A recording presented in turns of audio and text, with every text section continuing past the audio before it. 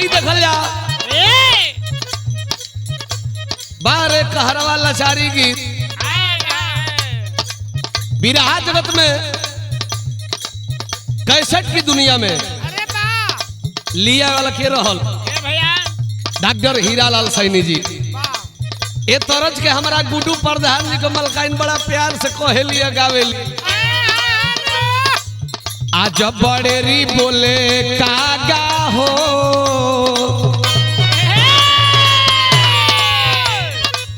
आज बड़ेरी बोले कागा हो मोरे राजा जी ओई होए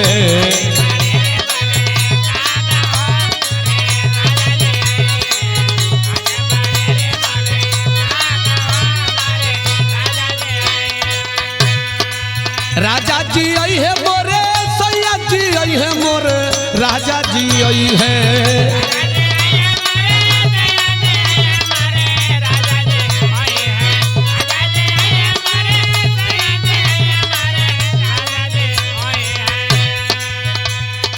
सजिया के भाग मोरा जागा रे मोरे राजा जी आई है।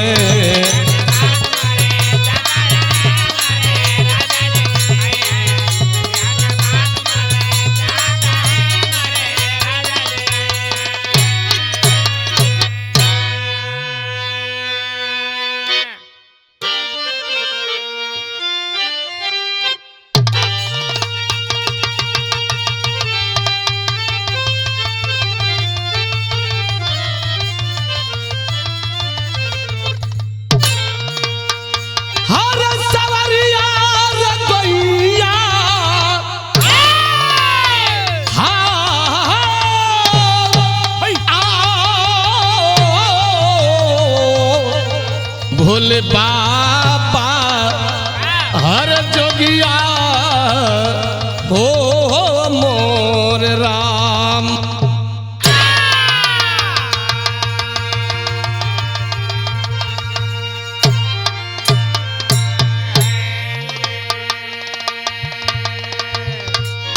सब बिरहा सुनने वाला श्रोता बंधु लोगन के यच सीरीज चैनल के ओर से और हम बिरहा गायक राम कोल यादव और टीम के ओर से और आरभी स्टूडियो भीमपुरा बलिया के ओर से बहुत बहुत प्रणाम। एक बिरहा मैं गाने जा रहा हूं जिनकी बिरहा में और समाज के बीच एक अच्छी पहचान रही डॉक्टर हीरालाल सैनी जी, क्या बात है? जो बिरहा में एक बहुत बड़े सरकारी डॉक्टर थे, बिरहा के सम्राट गायक थे, सुंदर लेखक और राइटर भी थे। अरे वाह!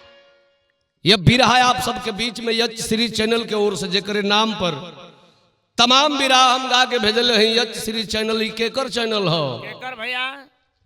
डॉक्टर हीरालाल सैनी जी, उन्हीं के सुपुत्र हैं हमारे भैया सर्वेश सैनी जी। तमाम बिरहा हमारे आवाज में चैनल के ओर से गई। भैया का आदेश भइल राम कोल जी थोड़े हमारे पिता की एक जीवनी गा दीजिए। बिरहा सुनने वाला भैया लोग, मेरा तो बिरहा में भी जन्म नहीं था, लेकिन जितनी मुझे जानकारी है मैं गुरु की व्याख्या उनके करनी और कथनी के बताने के बारे में गाने जा रहा हूं। जो गलती होगी आप लोग क्षमा करेंगे और चैनल को सब्सक्राइब लाइक कमेंट जरूर करिएगा। कैसन जीवन रहल डॉक्टर हीरालाल सैनी जी के, भूमिका में भाव लगे था मास्टर।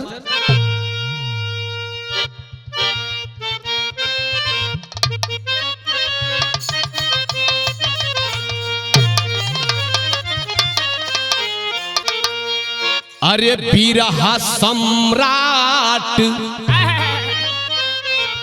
की जब मिली थी उपाधि, बिरहा के मंच पर जब आते हीराजी, तालियों के गड़गड़ाहट से पूरा गूंजता था महफिल,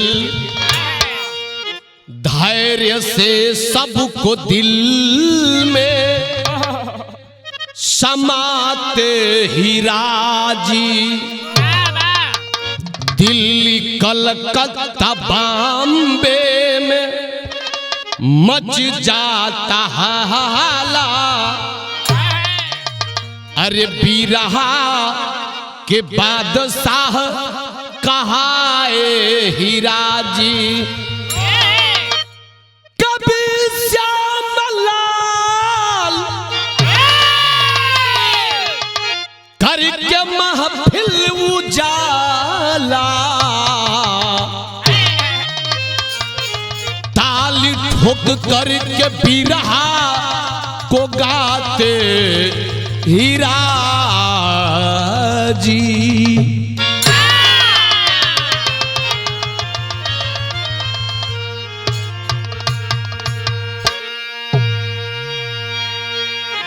वाह हीरालाल गुरुजी, करताल में आपका कोई जोड़ नहीं हुआ, कोई जोड़ नहीं दिया, और एक डॉक्टर के साथ साथ एक नेता, एक समाज सेवी भी आप हैं, गीतकार भी हैं। माँ सरस्वती का आशीर्वाद आपको कैसा मिला था? बिरहा में एक लाइन गजल लगत बा।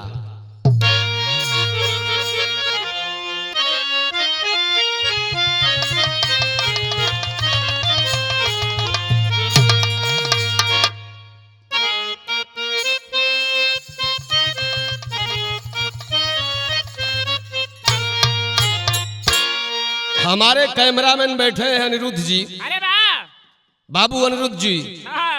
प्यार के मोड़ पर मिल गए हो अगर, प्यार के मोड़ पर मिल गए हो अगर,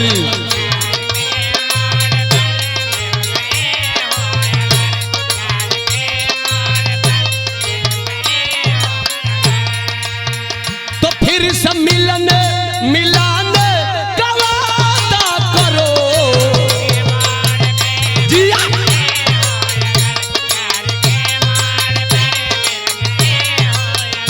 फिर से मिलाने का वादा करो,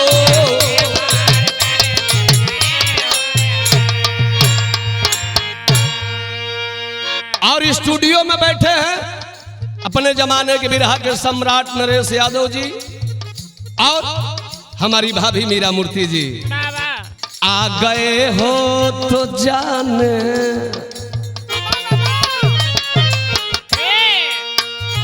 आ गए हो तो जाने का जिद ना करो,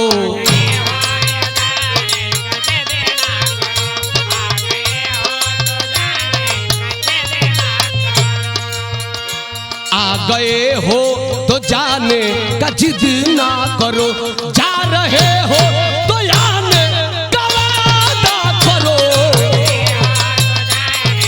जिद ना करो, जा रहे हो तो आने का वादा करो।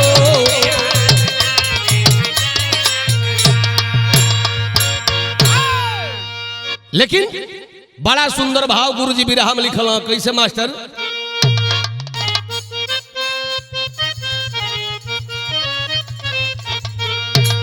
हे मंटू गुरुजी, जिंदगी में सवालों का तांता लगा, जिंदगी में सवालों का तांता लगा,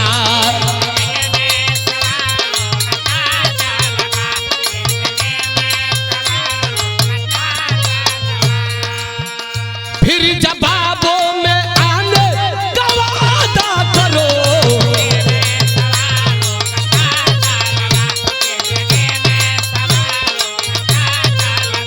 फिर जवाबों में आने का वादा करो,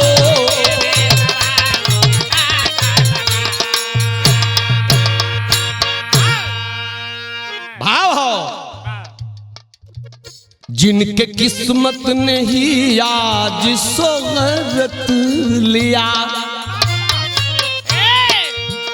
जिनके किस्मत ने ही आज सोहरत लिया,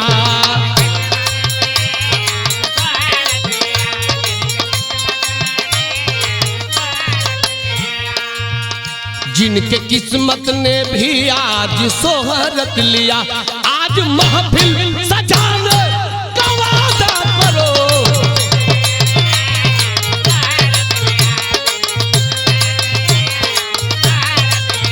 आज महफिल सजाने का वादा करो।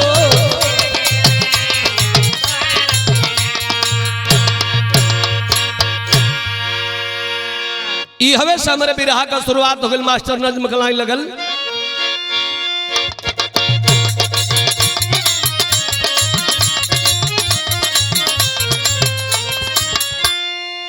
प्रांत यूपी में आजमगढ़ माना जाना है, गजरुआ जीवनपुर को जानता जमाना है।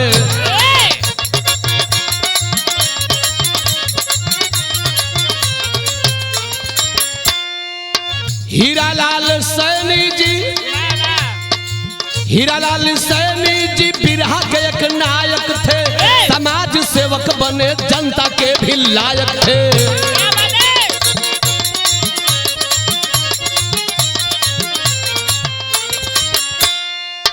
कर्मभूमि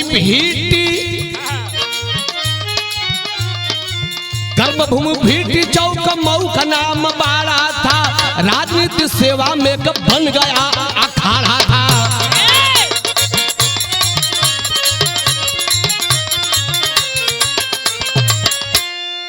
अखंड समाज पार्टी राष्ट्रीय अध्यक्ष में दलित पिछड़ों खातिर लड़ते थे विपक्षी में।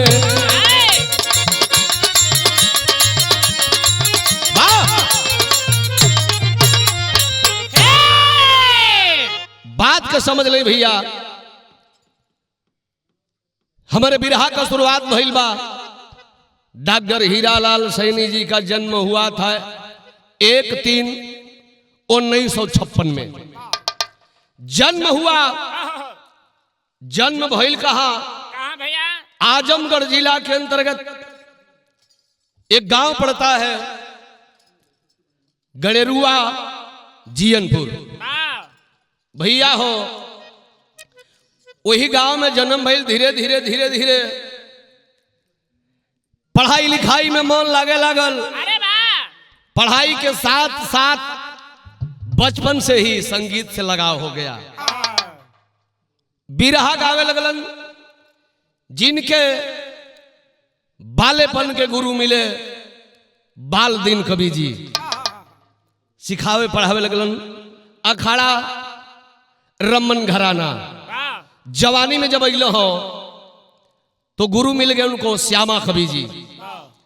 ए भैया बिरहा गावे लगलन। पढ़ाई भी चलतिया, पढ़ाई के साथ साथ बढ़िया गायक बन गए।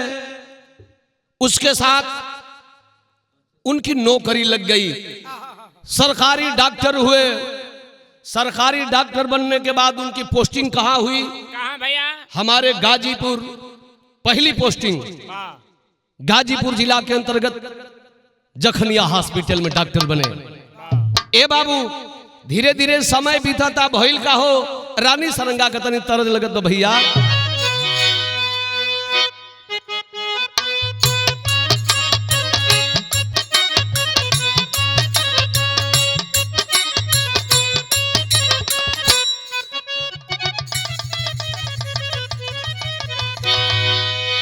तन ध्यान से बिरहा सुनल जाई। अचानक एक कार्यक्रम लग गया बॉम्बे में। केकरा संगे? भैया चढ़ल जवानी में रहलो चाचा स्वर्गीय रामदेव यादव जी। अब बिरहा रामदेव गुरु जी का हमारे हीरा गुरु जी का जब भइल तो जनता के आनंद कैसन मिलता। तो रामदेव यादव से बिरहा गवले बम्बईया में, गवले बम्बईया में मिललू हवा सोहरत या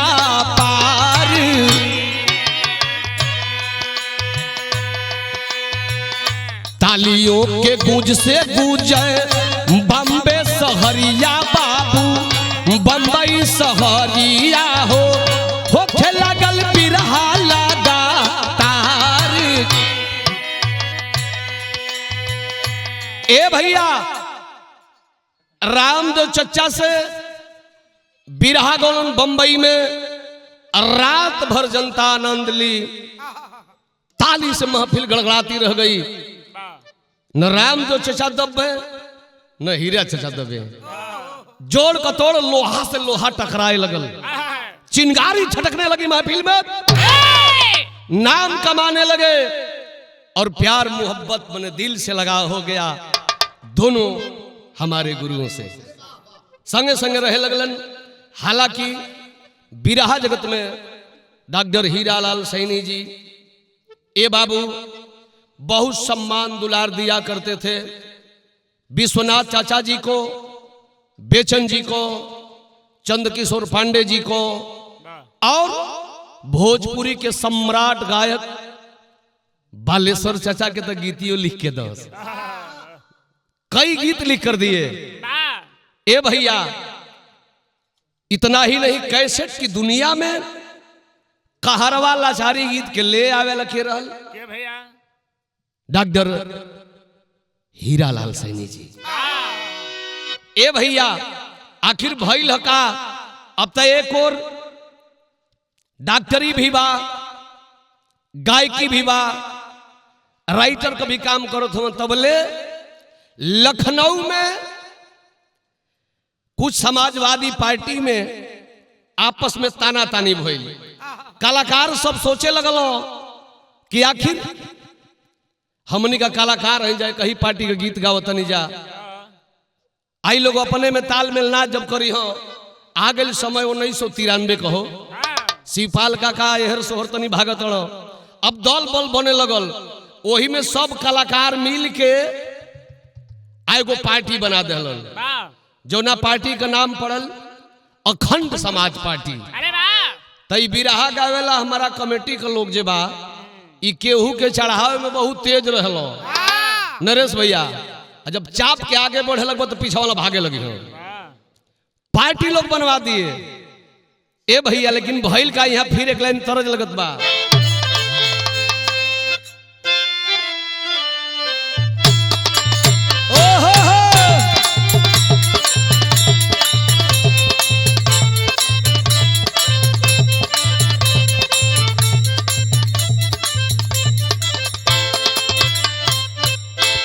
जब जब कहरवा गीत अलाचारी गीत आ जाले ए विजेंद्र मास्टर तो याद आवेला डॉक्टर हीरालाल सैनी जी के।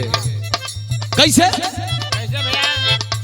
अरे पिया जनी जाई हो पुरबवा,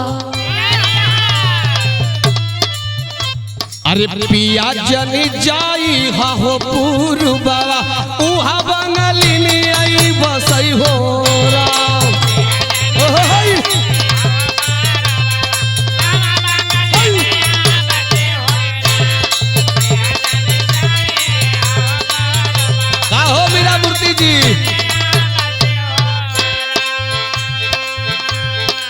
लेकिन हई देखा जा भाव लगता बिरहा में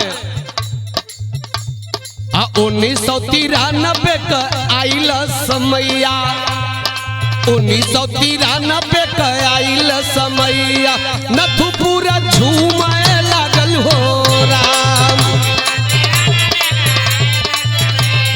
नथु पूरा झूमाए लागल हो राम।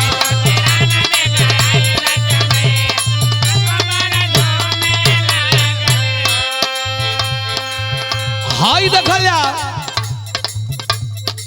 कई बार बिहार के मुख्यमंत्री रहे श्री लालू प्रसाद यादव जी, वो घड़ी पार्टी का नाम रहल, चाहे हमारा उम्मीद बा कि एहू घड़ी उहे नाम हो जनता दल न हो, जनता दल लालू प्रसाद यादव जी जनता दल पार्टी से डॉक्टर हीरालाल सैनी जी को टिकट दे दिए। कहां से? इहे मधुबन, जो ना मधुबन के पहले नथुपुर विधानसभा कहल जा। टिकट मिल गई, चुनाव के तैयारी में जुट गई। इतना ही नहीं, बार लालू प्रसाद यादव जी पूरे चुनाव पूरा नथुपुर विधानसभा में घूम घूम के डॉक्टर हीरालाल सैनी जी के लिए वोट मांगे। कितना प्रेम और व्यवहार था उनका। कैसे बाबू? विधानसभा में लालू के बोलाय देहल हो, पूरा जन जन में प्रचार कराई दिहल हो।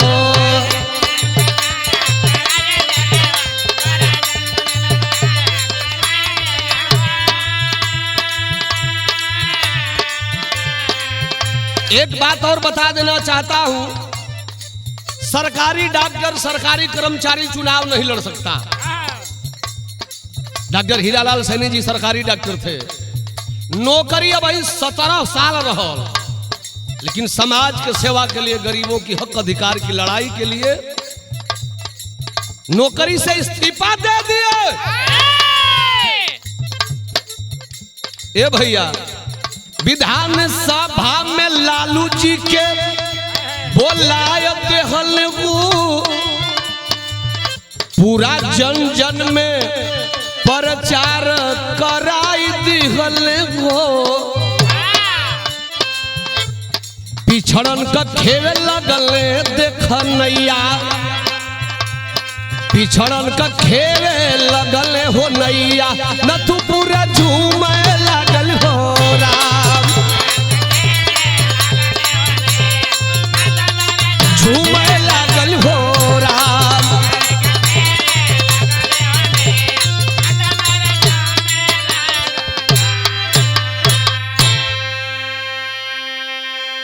ए बाबू, चुनाव जीतना हारना यह तो किस्मत की बात है।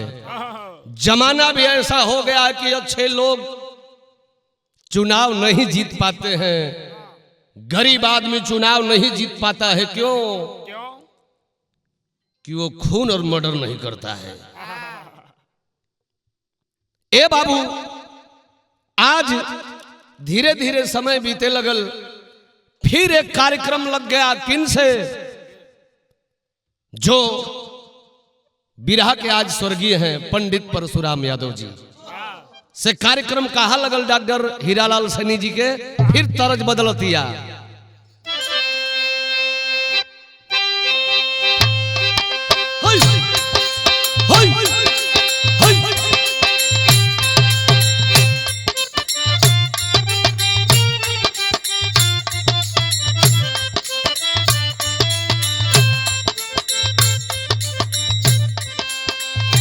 हाई देखा जाओ, ये गीत का रचयिता है,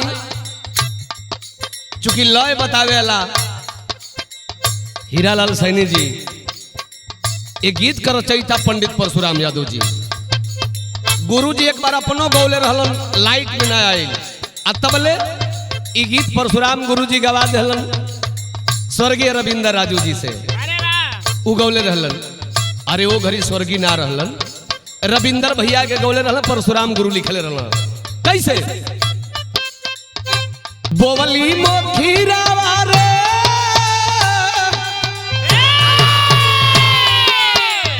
बोवली मोखीरावा रे, गंगा चतीरावा जिरावा, नहना दीरे जिरावा, नहना दीरे, खीरावा है गोहर दिन रात जिरावा।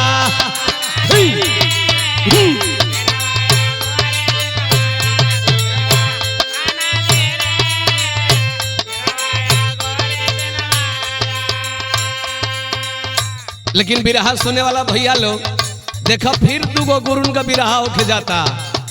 अपने आप में परशुराम जी विद्वान, तो अपने जाने में, अपने समझ में, दुनिया के देखने में बिरहा के डॉक्टर हीरालाल सैनी जी का मुकाबला हो रहा है। भइल का झरिया में भइल परशुराम से बिरहवा,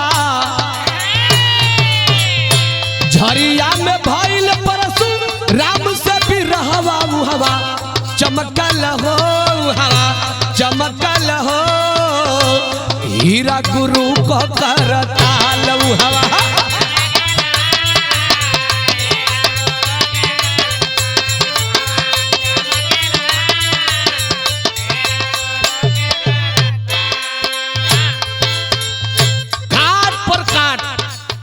अधर का कहरा बंदिश होखे लगल।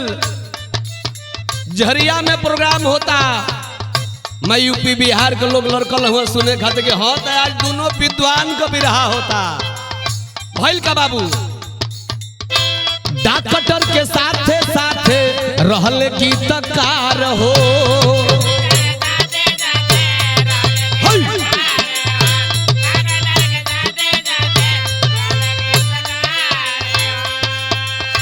गोड़ाऊ कहरावा गीतिया गावत रहले झार हो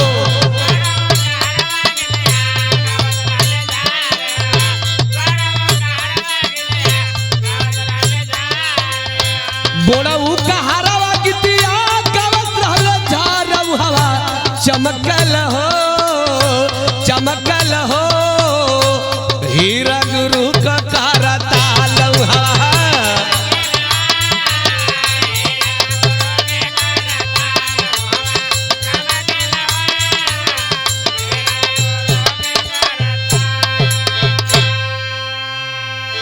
ए भैया वहां भी रात भर लोग एक टक लगाते रह गए, देखते रह गए, केहू से केहू कौम लोग यह बताया कि हाँ तो परशुराम जी गवला हो दे भाई डॉक्टर हीरोलाल जी पढ़ल लिखल बाड़ो, ई मास्टर बाड़ो तो डॉक्टर बाड़ो, ऊ कवि बाड़ो तो इहो कवि बाड़ो, लड़ाई आर पार की हुई। आज भइल का बाबू बिरहा में टेरी का भाव लगता।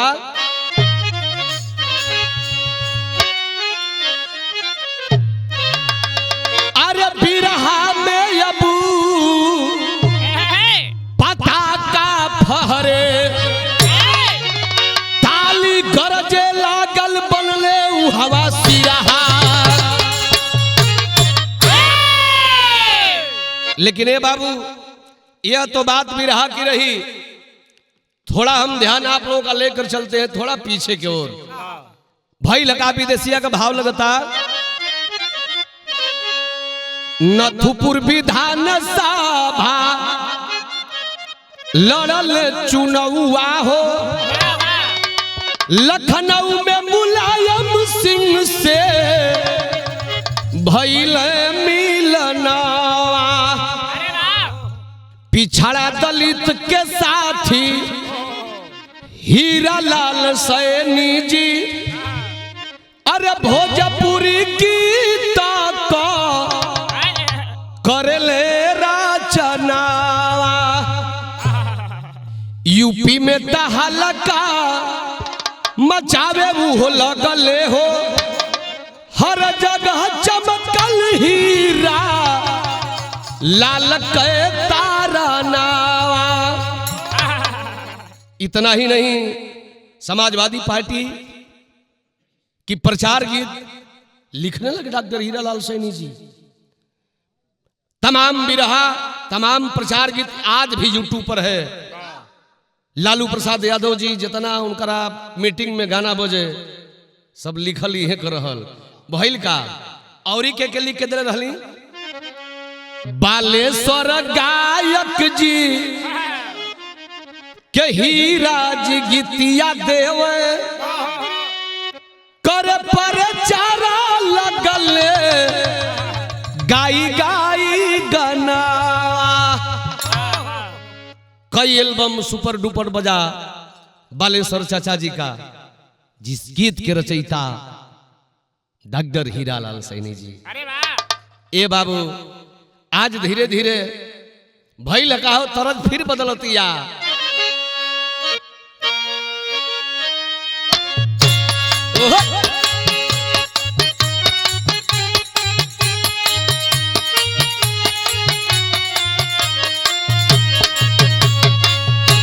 हाय देखा एक सच्चाई बताने जा रहा हूं।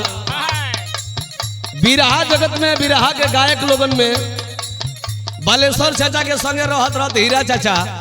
अब बालेश्वर चाचा तन की राय दिल कि गुरुजी एगो काम करती, जैसे हमार रंगीन टीम चले ले, एगो रंगो टीम बांधे हो के लोग कहियो कि ऑर्केस्ट्रा हो, हर कला में परिपूर्ण हीरा चाचा वो टीम को गठन कर दिल। तो यहाँ तरज बिया छपरा सहारिया में बिकल रे चरखवा देवर मोरा जोगी रे भइले।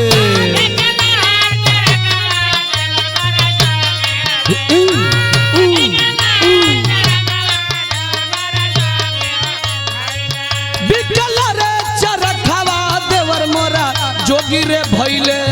चरखा हो मंगाई द लहरेदार देवर मोरा जोगी रे भइले। देवर मोरा जोगी रे भइले।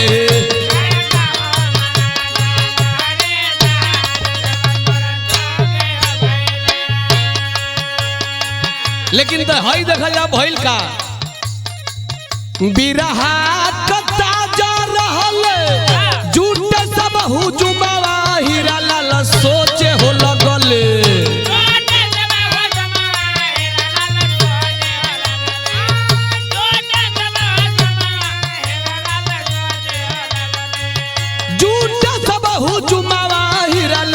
सोचे हो लगले दिहल यार के स्टार खोला हीरा लाल सोचे हो लगले।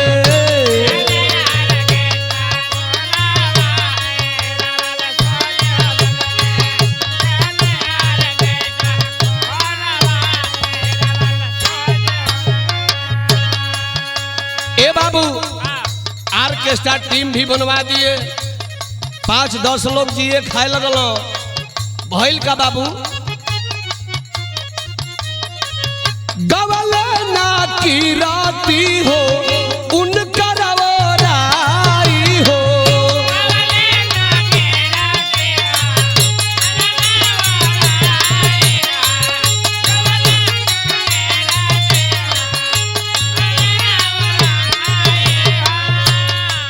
सोचले राजनीतियों में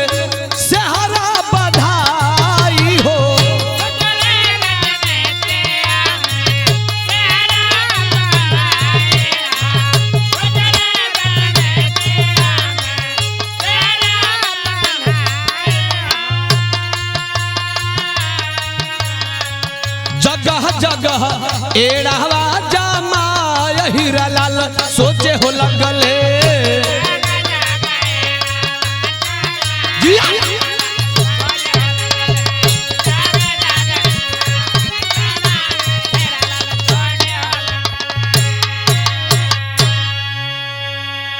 ए भैया टीम बढ़िया चल रही है, अपना पार्टी का भी सेवा कर दो ना, खंड समाज पार्टी का कि यह पार्टी का मैं राष्ट्रीय अध्यक्ष हूं, पार्टी मेरी चलेगी, पार्टी की भी सेवा कर रहे हैं। लेकिन बिरहा सुनने वाला भैया लोग, इस माया के नगर में एक दिन जाना सबको है। दिन कौन आया? कौन भैया? 26 अप्रैल 2021। 26 अप्रैल 2021 का समय आयल, जो ना समय हिंदुस्तान का पूरे दुनिया में कोरोना काल का लहर चलल। भैया हो, प्रधानी का चुनाव चल रहा था, उसी समय गांव में घूम घूम करके वोट मांगने का काम कर रहे थे। लेकिन भइल का हमारे बिरहा का आखिरी तर्जबा।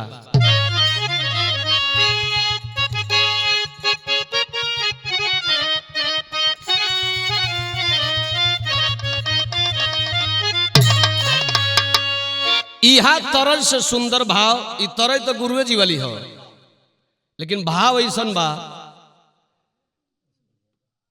कि भाव बढ़िया बा। और संजोग ई बा कि 26 अप्रैल 2021 को हम सबके मसीहा, हम सबके गार्जियन, बिरहा के सम्राट इस दुनिया को छोड़कर चल बसे। भाव हो बाबू कैसे?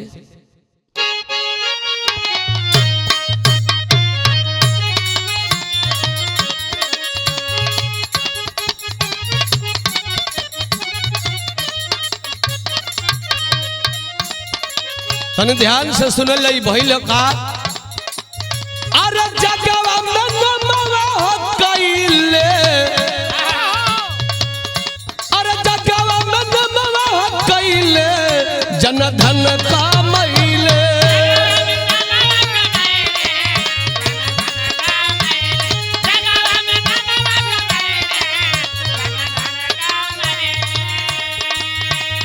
तबले दयाई हो गईली, तबले दयाई हो गईली कोरोना बेमरिया।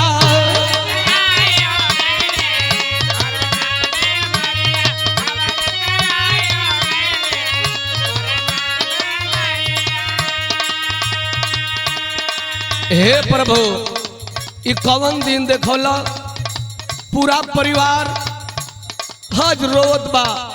कैसे? अरे कैसा न लिखल है विधना, विधि कैली खानिया।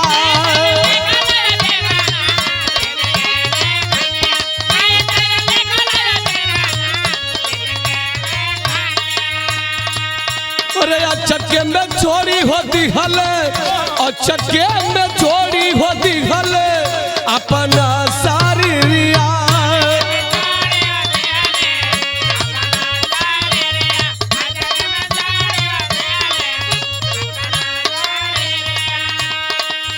आज है बाबू जब धरती के छोड़ले हुआ तो आदमी तो आदमी है, धरती आसमान भी रोने लगा उनके याद में। भाव है कवि का। अरे रोवे लगली धरती बाबू, रोवे लगा गाना।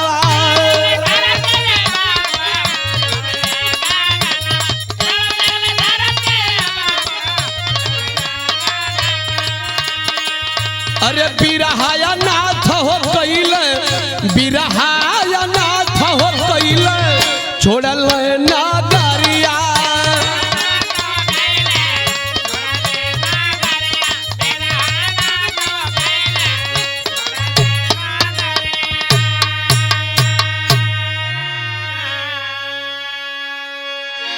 बिरहा सुनने वाला भैया लोग, परिवार के ऊपर ऐसन कहर बरसल।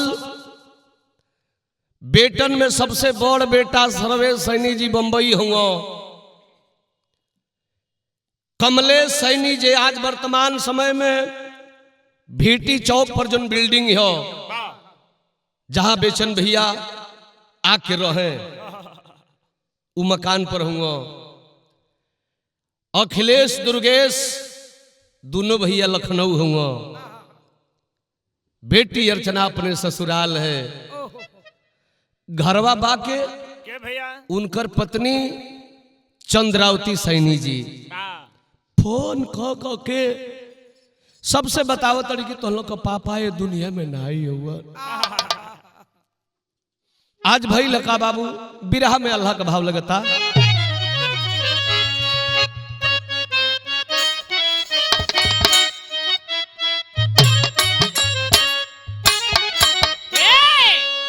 अरे जैसे पवना बाबा दरिया उड़ावे बाबू,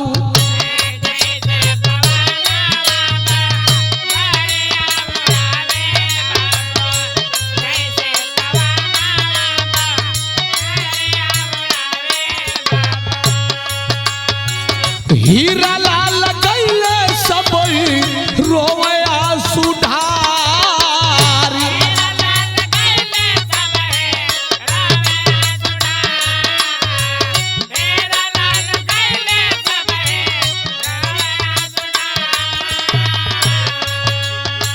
छब्बीसया परेला 2021 के दिनवा बाबू,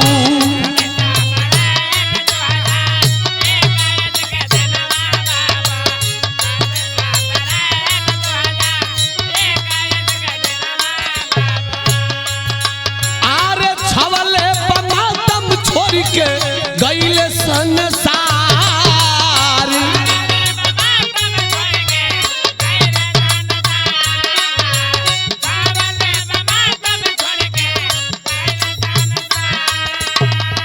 बिरहा जगत में कोहा राम मच गईले ये बाबू।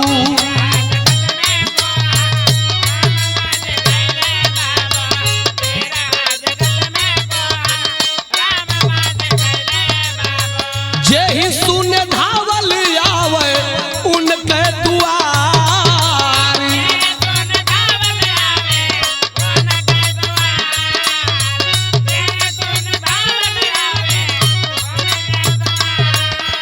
अरे बिरहा के सरताज दुनिया से चली गईले।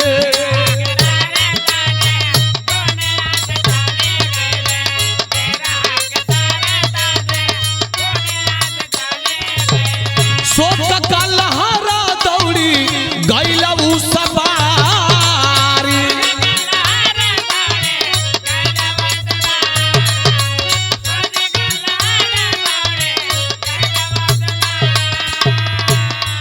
अरे हीरा लाल अमर रहे गूंजे पूरा देशवा बाबू।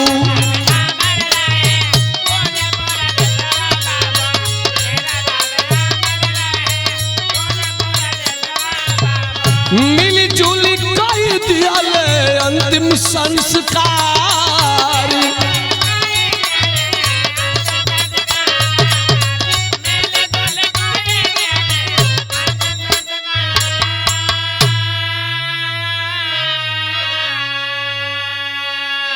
सब इकट्ठा भइल बा। ए भैया नेता गरीब गायक कवि सारे लोग पहुंचे। सर्वेश सैनी जी, कमलेश सैनी जी, अखिलेश सैनी जी, दुर्गेश सैनी जी और बेटी अर्चना सैनी के साथ में लेके चंद्रावती सैनी जी रोवताड़ी। ठीक बा बाबू लोग, मालिक के ये मंजूर रहल। ए बेटा हमने की जिंदगी में इतने दिन खातिर आई रहो तो लोग के पापा हम है न रे पगला। आखिर 2021 से मैं उस माँ की चरण का प्रणाम करता हूं कि सभी अपने बेटा बेटी पतोह सबको एक सम्मान दे करके और वह माँ परिवार को सजा कर लेकर चलती आ रही है आज तक। सभी लोग मिलकर के उस दिन उनकी अंतिम विदाई कर दिए। बिरहा जगत में एक बहुत बड़ा दुख हुआ, लेकिन कोई कर क्या सकता है। इस माया के नगर से जाना तो सबको है। लोग थोड़ा समय से जाते हैं, खुशी होती है। कुछ लोग पहले जाते हैं, कष्ट होता है। लेकिन मैं धन्यवाद देना चाहता हूं जो अखंड समाज पार्टी के अध्यक्ष रहे डॉक्टर हीरालाल सैनी जी गुरुजी। उनके न रहने के बाद भी उनके बेटे सभी लोग मिलकर उस पार्टी को चला रहे हैं। और जो बेटा है अखिलेश कुमार सैनी जी, वह पार्टी के राष्ट्रीय अध्यक्ष हैं। बिरहा में अब खड़ी के भाव लगत बाबू।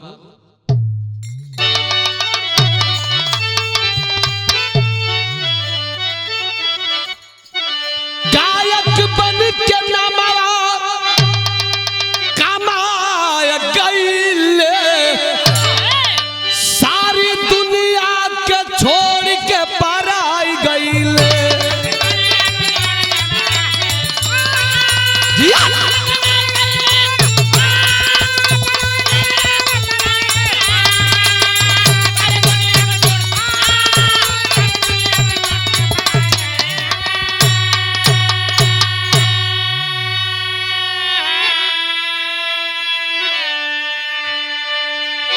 उनकी अंतिम विदाई में लाखों लोगों की भीड़ थी। भाव हो कवि को कि श्रद्धा सुमन अर्पित कैले सगरी नगरिया, पूरा परिवार के परसन जरिया।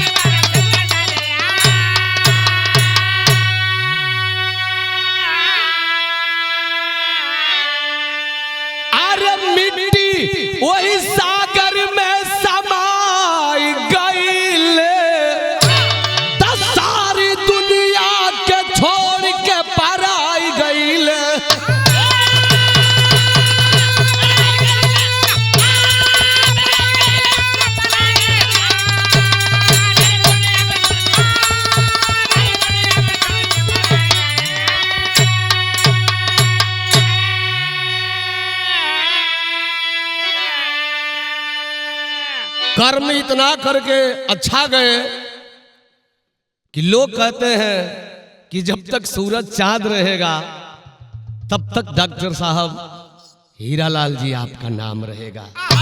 नाम आपका अमर हो गया। आखिरी भाव, जय जखाड़ गुरु जद्दू लौटन की लहरे फुलवारी, गंगा सागर सुबास मितवा, रामनाथ की तैयारी, बिरहा में